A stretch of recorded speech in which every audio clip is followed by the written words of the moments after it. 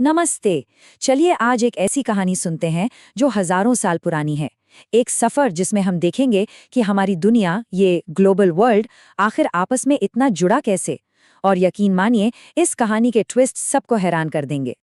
तो ग्लोबलाइजेशन सुनते ही दिमाग में क्या आता है? यही ना कि इंटरनेट, आईटी कंपनीज, बड़ी बड़ी एमएनसीज, हम आसानी से कहीं भी आ जा सकते हैं। मतलब ये सब पिछले 50 साल की ही तो बात लगती है, राइट? लेकिन क्या सच में ऐसा है? क्या ये ग्लोबल वर्ल्ड का कॉन्सेप्ट इतना नया है? चलिए इस मिथ को बस्ट करते हैं। असली कहानी शुरू होती है यहाँ से। हम 50 साल की बात कर रहे थे ना? अरे 50 साल छोड़िए, ये कहानी तो 5000 साल से भी ज्यादा पुरानी है। सोचो, 3000 BCE, यानी आज से 5000 साल पहले हमारी इंडस वैली सिविलाइजेशन का वेस्ट एशिया के साथ एक जोरदार ट्रेड लिंक था, समुंदर के रास्ते। मतलब साफ है, इंटरकनेक्टेडनेस कोई नई चीज नहीं है। हमारे पूर्वज तो तब से ही ग्लोबल थे। तो चलिए अपने सफर के पहले हिस्से में चलते हैं। देखते हैं कि ये पुरानी कहानी आखिर थी कैसी। प्री मॉडर्न वर्ल्ड, जहां ना इंटरनेट था ना फ्लाइट्स, पर कनेक्शंस जरूर थे। सिल्क रूट्स, नाम तो सबने सुना होगा, पर ये सिर्फ सिल्क यानी रेशम का रास्ता नहीं था। इसे आप उस जमाने का इंटरनेट समझ सकते हैं। एक ऐसा नेटवर्क जो एशिया को यूरोप और नॉर्थ अफ्रीका से जोड़ता था। यहाँ से सिर्फ सामान ही नहीं, जैसे चाइनीज पॉटरी, इंडिया के मसाले, बल्कि आइडियाज, कल्चर और हाँ, बुद्धिज्म जैसे धर्म भी पूरी दुनिया में फैले। सोच के देखिए, उस वक्त का वर्ल्ड वाइड वेब था ये। अच्छा, एक बहुत ही मजेदार एग्जाम्पल देखते हैं।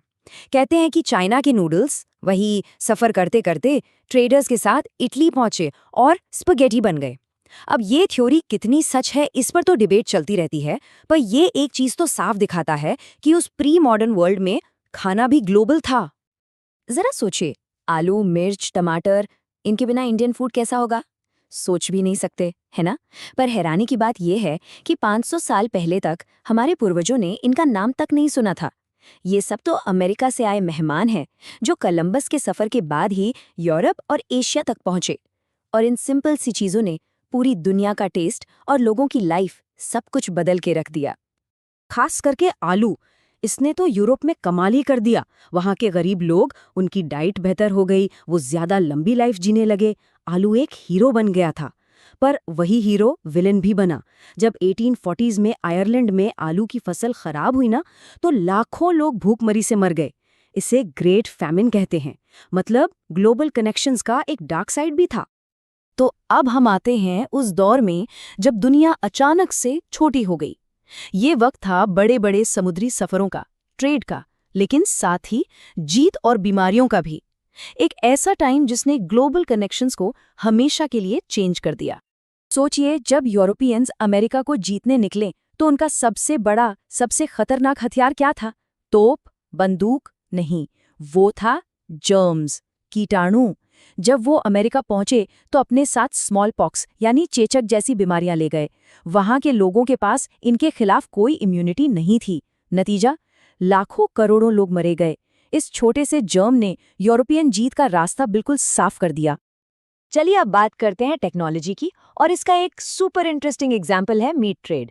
1870s से पहले पता है क्या होता था? अमेरिका से जिंदा जानवर जहाजों में लादकर यूरोप लाए जाते थे। बहुत से रास्ते में मर जाते, जो बचते उनका वेट कम हो जाता। मीट एक लग्जरी था। फिर आया सोल्यूशन, रेफ्रिजरेटेड शिप्स, एक सिंपल सा इन्वेंशन। अब जानवरों को अमेरिका में ही काट कर फ्रोजन मीट यूरोप भेजा जा सकता था। खर्चा कम, दाम कम, और यूरोप के आम लोगों की प्लेट में भी प्रोटीन आ गया। कमाल है ना? और ग्लोबलाइजेशन का एक चेहरा कोलोनियलिज्म भी था। ये चार्ट इंडिया की कहानी बताता है। देखिए, 1800 में इंडिया के टोटल एक्सपोर्ट्स में 30% हिस्सा हाई क्वालिटी बने बनाए कपड़ों का था। हम एक्सपोर्टर थे। पर 70 साल बाद 1870s तक ये गिरकर 3% से भी कम हो गया, और इसकी जगह कच्चे कपास यानी रॉ कॉटन का एक्सपोर्ट 35% हो गया। मतलब हम तैयार माल बेचने वाले देश से ब्रिटिश फैक्ट्रीज के लिए सिर्फ रॉ मटेरियल सप्लाई करने वाले बन गए थी। पूरी इकोनॉमी ही पलट दी गई। ग्लोबलाइजेशन में सिर्फ सामान नहीं, लोग भी मूव करते हैं। और 19th सेंचुरी में लोगों का एक ऐसा मूवमेंट हुआ जो बहुत दर्दनाक था। इंडेंचर्ड लेबर या गिरमिटिया मजदूर। इसको नया सिस्टम ऑफ स्लेवरी यानी गुलामी की नई प्रथा भी कहा गया। छोटे वादे करके लाखों लोगों को इंडिया से उठाकर कैरिबियन, मॉरिशस, फिजी जैसी जगहों पर ले जाया गया प्लांटेशंस में काम करने के लिए। ये शब्द राम नारायण तिवारी के हैं, उन्हीं लाखों मजदूरों में से एक। पढ़िए, मैं ठीक से काम नहीं कर पाया, मेरे हाथों में छाले पड़ गए, मुझ पर मुकदमा चला और 14 दिन के लिए जेल भेज दिया गया। उनकी जिंदगी ऐसी ही थी, कठोर काम, बेकार कंडीशंस और कोई राइट्स नहीं। ये सिर्फ एक झलक है उस तकलीफ की जो उन्होंने झेली। पर इस अंधेरे इतिहास से भी रोशनी निकली, एक नया कल्चर पैदा हुआ, जैसे ट्रिनिडैड का चटनी म्यूजिक, जो भोजपुरी और लोकल म्यूजिक का फ्यूजन है। या फिर क्रिकेट फैंस तो जानते ही होंगे, शिवनारायण चंद्रपॉल, रामनरेश सरवन, ये वेस्ट इंडियन क्रिकेटर्स के इंडियन नाम उसी हिस्ट्री की निशानी है। ये कल्चरल फ्यूजन, ये भी ग्लोबलाइजेशन ही है। अब आते हैं 20th सेंचुरी में, एक ऐसा दौर जिसने सब कुछ बदल दिया। यहाँ युद्ध थे, बड़े बड़े इकोनॉमिक क्राइसिस थे, और इन्हीं सब के बीच से एक नई दुनिया ने जन्म लिया। वर्ल्ड वॉर, ग्रेट डिप्रेशन, इन सब ने ग्लोबल इकोनॉमी को हिलाकर रख दिया और एक नए वर्ल्ड ऑर्डर की जमीन तैयार की। 20th सेंचुरी, उथल पुथल का दूसरा नाम। पहले वर्ल्ड वॉर 1, पहला मॉडर्न इंडस्ट्रियल वॉर, जिसमें लाखों लोग मारे गए। उसके ठीक बाद 1929 का ग्रेट डिप्रेशन, जिसने पूरी दुनिया की इकोनॉमी को क्रैश कर दिया। और फिर वर्ल्ड वॉर 2, जिसमें पहले से भी कहीं ज्यादा तबाही हुई। इन्हीं तबाहियों के बाद एक नई दुनिया को शेप करने की जरूरत महसूस हुई। और ये मत सोचिए कि इन चीजों का असर इंडिया पर नहीं पड़ा। ग्रेट डिप्रेशन ने इंडियन किसानों की कमर तोड़ दी।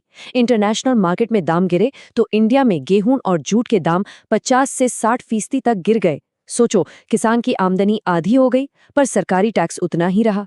नतीजा, कर्ज। इससे पता चलता है कि हम ग्लोबल इकोनॉमी से कितने गहरे जुड़ चुके थे। वर्ल्ड वॉर 2 की तबाही के बाद दुनिया के लीडर्स को लगा, बस अब और नहीं। वो एक स्टेबल सिस्टम चाहते थे। तो 1944 में अमेरिका में ब्रेटन वुड्स नाम की जगह पर एक मीटिंग हुई। यहाँ 2 जुड़वां इंस्टीट्यूशंस का जन्म हुआ, IMF और वर्ल्ड बैंक। सीधे शब्दों में इनका काम था ग्लोबल इकोनॉमी को संभालना, ताकि फिर कभी ग्रेट डिप्रेशन जैसा महासंकट न आए। तो इस लंबी कहानी को अब हम लाते हैं आज के दौर में। सेक्शन 4 देखते हैं कि ये पूरा इतिहास आज की ग्लोबल दुनिया को कैसे बना रहा है। 1970s के बाद से हमने वो ग्लोबलाइजेशन देखा जिससे हम आज फेमिलियर हैं। बड़ी बड़ी MNCs ने क्या किया? उन्होंने अपनी फैक्ट्रीज अमेरिका और यूरोप से उठाकर चाइना जैसे एशियन देशों में शिफ्ट कर दी। क्यों? क्योंकि वहां लेबर सस्ता था। और इसी का नतीजा है कि आज आपका फोन, टीवी, बच्चों के खिलौने सब पर मेड इन चाइना लिखा होता है। तो अगली बार जब भी हाथ में फोन उठाएं, तो 1 सेकंड के लिए सोचिए, इस एक चीज की कहानी कहाँ से शुरू होती है? क्या ये सिर्फ चाइना की फैक्ट्री से शुरू हुई? नहीं, इसकी कहानी शुरू होती है 5000 साल पहले उन इंडस वैली के ट्रेडर्स से। इसकी कहानी जुड़ी है कोलंबस के लाए उस आलू से जिसने दुनिया बदली, उन रेफ्रिजरेटेड शिप से, और हाँ, उन ब्रेटन वुड्स के रूल से भी। हर एक चीज आपस में जुड़ी हुई है। सोचने वाली बात है ना?